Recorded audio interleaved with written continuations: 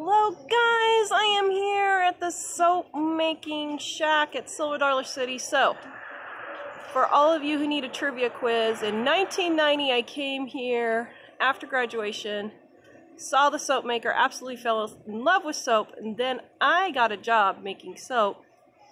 Except back then we hand stirred it because we didn't have blenders like we do now.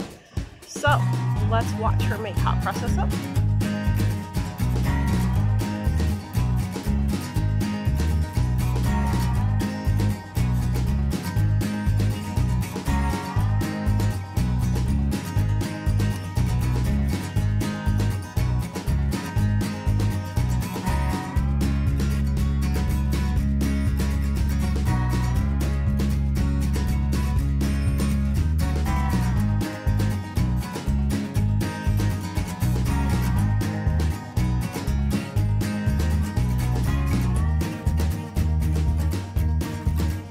Hello! Hello, how are you? Good. What is your name?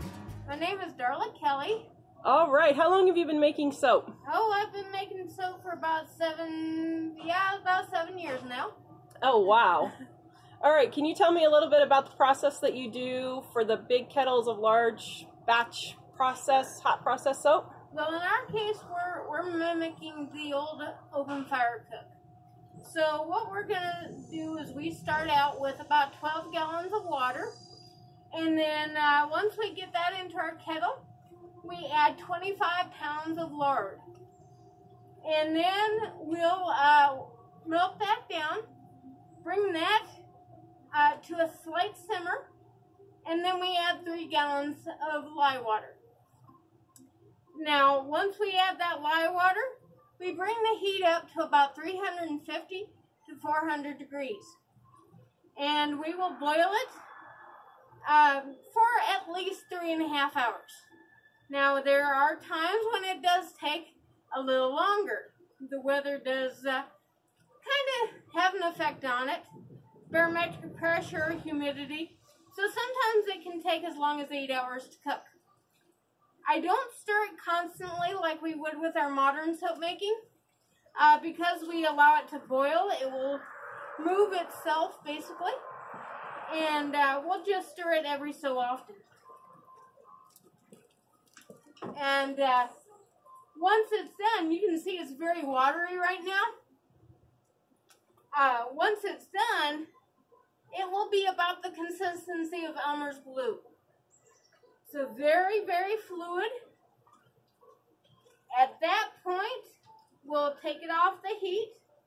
We will dip it into a bucket, and that is where I'll add any kind of essential oil, coloring if I want to, and then we'll pour it into my wooden molds in the back. Now, because I cook so hot, my wooden molds have to sit at least 8 hours, and some of my log molds will sit about 48 hours. Wow. Because they are so dense, it takes that long for them to cool off. My soap is ready to use right out of the pot.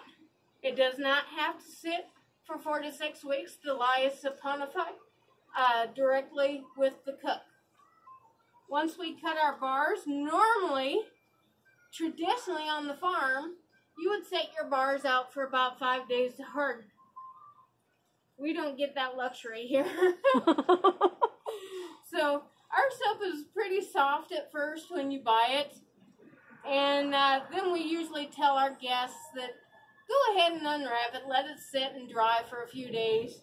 If they need to use it, they can. It just won't last as long in the shower as if they allowed it to dry. So I have some bars that I bought 10 years ago still. Yes, and they're like this big now. They're super tiny, but yes, they are rock hard. So yes. They're solid.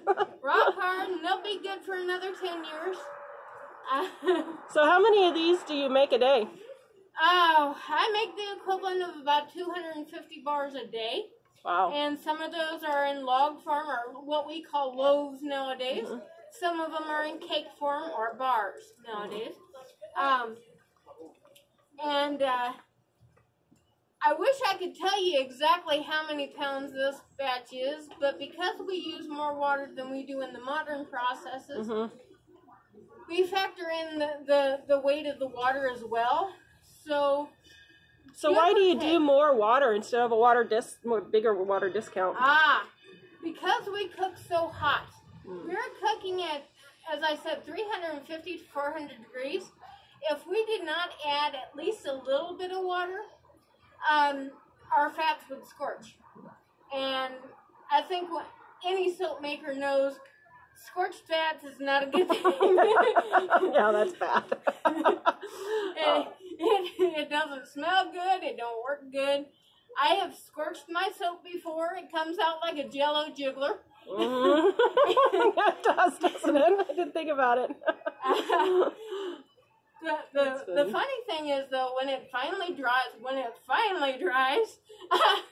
the glycerin will crystallize in it and give you what's similar to a pumice soap. Oh, interesting. And so my husband tries to get me to scorch at least one batch at home. That's a good idea. I never thought about that, actually. I keep telling them that's like asking a painter to mess and, paint a crooked tree or something. Yeah, exactly. That's funny. All right. Thank you so much. My pleasure. Do they have a scrub in them? No, ma'am. Those are shaving soap. Oh, cool. Oh, wow. That's getting nice and thick, isn't it? Nice and thick. And you'll see when I take my paddle out here. Yep. Wow. And I'm actually looking for a few things on that. I like that ribbon, although it could be a little bit better. I want it to be clear on this paddle. And of course, we all know we're looking for that Vaseline. So, right now it's almost done. If I absolutely had to, I could pour it into my molds and it would be okay. But it wouldn't be the consistency that I would really want. Well, and it would probably take longer to dry too, right? A little bit, yes. Yeah, it'd take a few extra days. Wow. So this is like 3 hours later, 4 hours later. So how much longer do you think you have? Oh, maybe half hour, maybe. Half hour. Wow. Cool. Oh, thank you. My pleasure. This is just the original here. Oh, wow. Just a nice slab mold, and we'll get about 48 bars and a little bit of scrap off of that. 48 bars out of here, and they're what, 5 ounce bars probably? 6 ounce? About that. We really don't measure them too much because they still have their water weight. Yeah. Until they completely dry. Yeah. Probably completely dry. They're about 4 ounces. Yeah.